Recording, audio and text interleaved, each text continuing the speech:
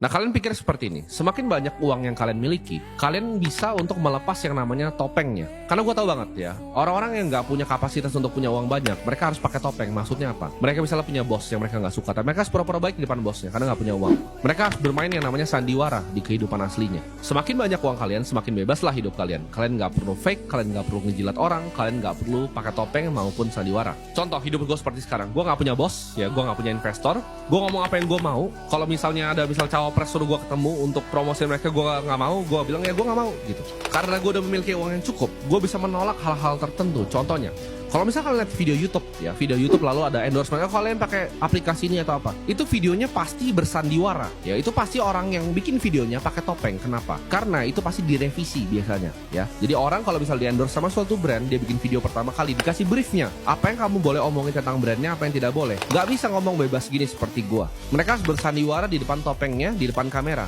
Itulah salah satu alasan mengapa kalian tidak akan pernah melihat gue itu sponsor pakai aplikasi ini di dalam video gue. Karena kenapa? Gue nggak mau diatur-atur. Dan menurut gue uang 20-30 juta per video itu hanyalah uang receh. Ya gue nggak butuh uangnya. Kalau brand mau ya kalian kasih ke orang lain aja yang mau bersandiwara di depan kamera. Mereka akan coba keluarkan kata-kata sandiwara seperti, oh ini memang brandnya saya suka dan lain-lain. Tapi enggak, itu briefnya dari brand-brand tersebut. Seperti gue bilang tadi, uang itu adalah kaca pembesar dari sifat asli manusia. Kalau dia baik, dia akan semakin baik. Kalau dia jahat, ya dia semakin jahat.